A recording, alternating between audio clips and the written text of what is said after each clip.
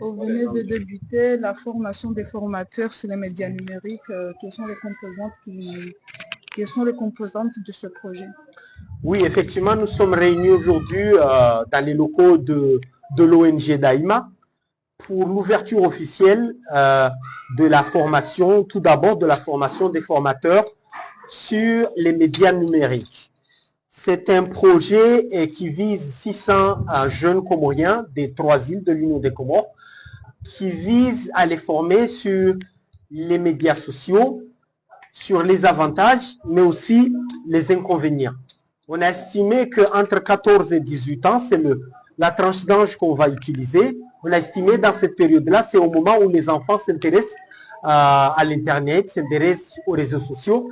Et on a trouvé idéal, en tout cas le gouvernement comorien, en collaboration avec l'ambassade de France, a trouvé idéal de former ces jeunes, de les préparer à non seulement tirer profit au maximum possible des avantages, mais aussi à être prêts, à être éveillés aux menaces et aux dangers éventuels qui les guettent en se connectant sur les réseaux sociaux. Sur ce, pour faire cette formation qui va durer 12 semaines, on a vu mieux de préparer des formateurs qui vont nous aider. Nous, je parle du gouvernement comorien, de l'ambassade de France et de Daïma qui est en train d'organiser officiellement cette formation, de préparer les formateurs qui vont nous aider dans les îles, dans nos régions, pour atteindre ces jeunes enfants de 14-18 ans à travers les îles pour les former sur cette formation-là, comme je l'ai dit, qui va durer 12 semaines autant pour nous. Pour ces enfants, quels sont les critères de sélection pour participer à la formation?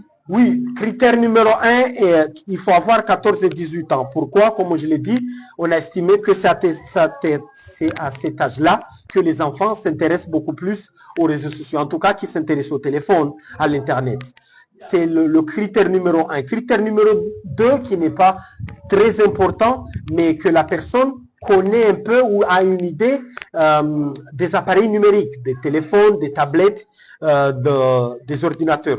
Nous, à notre niveau, on n'encouragerait pas que des enfants de 14-15 ans aient des téléphones, mais la réalité a fait que actuellement, beaucoup d'entre eux ont des téléphones. Donc, parmi les critères qui n'est pas essentiel, c'est que ces enfants-là ont une idée de ces téléphones, parce que s'ils ont des téléphones, s'ils ont des tablettes, s'ils se connectent dans des ordinateurs, ça veut dire qu'ils ont une idée des réseaux sociaux. Du coup, on voudrait que ces enfants-là aient, en tout cas, c'est un des 2 ou des 3, comme ça va le permettre. Donc, et c'est ouvert à tout le monde, qui est cet âge de 14-18 ans, il n'y a pas de critères spécifiques pour exclure quoi qu'il en soit.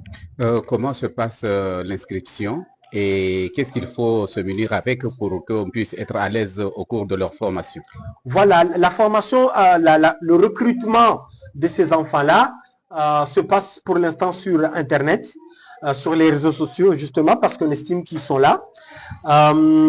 Et puis après, par la suite, on travaille aussi avec les écoles directement qui vont nous fournir des élèves, parce que des formations vont s'organiser parfois directement dans les écoles. Donc, c'est dans ces écoles-là qu'on va faire les formations. Je profite pour passer le message que nous avons créé un réseau social que nous allons lancer. Ce réseau social, on évite que les enfants qu'on va travailler ensemble, qui vont se connecter dans TikTok ou bien dans Facebook ou autre, on a créé un réseau social à nous qui va permettre à ces enfants-là de publier un peu leur travail dans ce réseau social, sans pour autant qu'ils aillent dans un réseau où ils vont être harcelés, où ils vont être vus. S'ils ne veulent pas y aller, ce n'est pas un problème. Nous avons un réseau local que nous contrôlons, que nous savons qui est là.